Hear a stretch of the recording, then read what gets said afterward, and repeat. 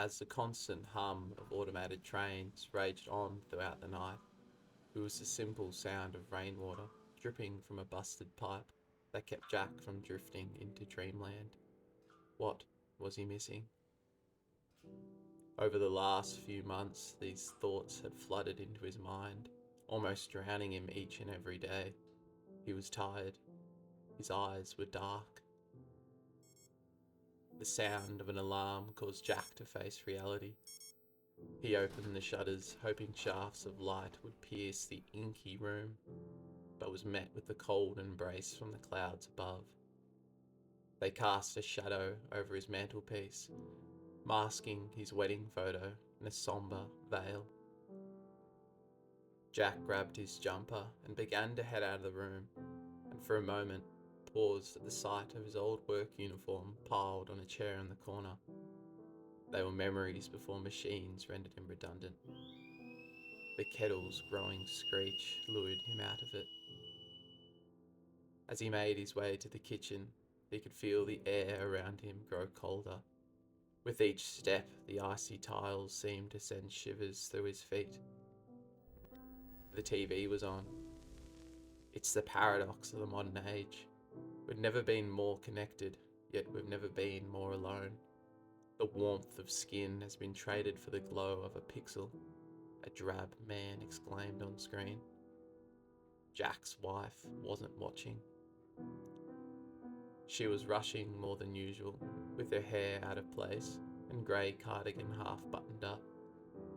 "So, how did you sleep?" he asked, knowing he wasn't going to receive much of a reply. She was face down, the blue glow of the screen framing her hollow cheekbones. "Terrible. I'm running late. I'll be back tonight, Jack.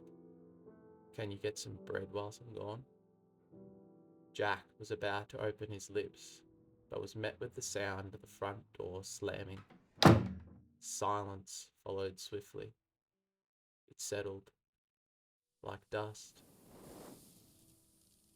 Bitter air flowed in from the crack in the living room and fought the popping of the dim fire burning from the fireplace. It offered little protection from winter's grasp. He felt the cold tighten. Obeying her commands, Jack put on his trench coat and beanie and made his way towards the market. Exiting the apartment complex, the roar of activity on the street jolted him. Trams raced up and down Collins Street, with floods of people looking downwards on their phones as they navigated around the city. Street signs and the daily news were projected onto the pavement so that there was no need to look up. Monolithic buildings encased their inventors. Jack manoeuvred through the oncoming hordes of illuminated faces. They too were consumed, shells of their former selves. He had never felt so alone despite the crowds.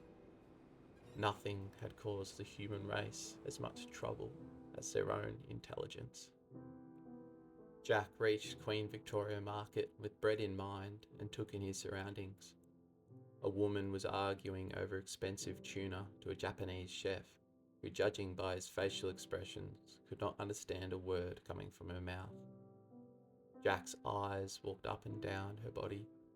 He absorbed her every detail: the long, dark ribbons of hair, designer boots over leggings, and a vibrant red jacket hugging her body ending at the knees. She had beautiful hands.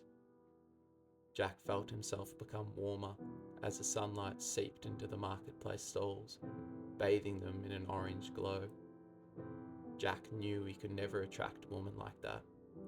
Everything had changed, and it was easier for Jack to imagine. That way, there were no disappointments. He knew he no longer loved his wife. She too could not draw herself away from the screens. The echoes of doubt kept him at a distance. The warmth Jack felt watching the woman in the red jacket was a phantom limb, a tingling sensation of a life he was not allowed to touch. As she turned away, her boots rhythmically clicking against the concrete, the orange sunlight seemed to retract, pulling the colour from the market stalls like a receding tide. The cold returned, sharper now, biting through his trench coat as if to punish him for the brief delusion of heat. The fading sound of clicking boots was replaced by the constant hum of trains. He didn't buy the bread. An orange neon sign caught his eye in a storefront behind her. Make your dreams a reality. The shop was suspiciously dark and unstaffed. The shop didn't need a salesman. The cold was doing all the selling. Jack drifted towards the orange light like a moth, his mind silent. It was as if his body was acting on its own volition. Columns of booths lined the store, and ragged posters covered the walls. Though torn, he could make out the serene depiction of a flowing river in a picturesque landscape. Jack could hardly believe something so beautiful ever existed. The green glow of a vacant sign illuminated the darkness at the back of the store. Drawn to the light, he peered through a crack in one of the booths. An elderly man was positioned on a reclined chair. A device was placed over his eyes, leaving a trail of wires scattered across the floor. An empty booth was next to the old man's. With his body still moving on its own accord, as if drawn to the device by a magnetic pull, Jack entered the booth and closed the door on the world that closed his heart. The gushing of water and the playful harmony of birds filled the air. Jack could feel the sun's warmth radiate through his body. He slowly opened his eyes and was welcomed to the sight of a gorgeous flowing river. Something so beautiful did exist.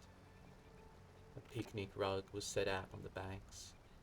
A lone figure raised their head as if recognizing him. His eyes lightened. It was her. She opened her lips. What took you so long? If you were to observe, Jack looked up to the machine that very moment. You could not discern his face from those in the crowds he once felt so alone in. His head down, still and lifeless, with the green light framing his hollow cheekbones, his body resembled a shell of his former self.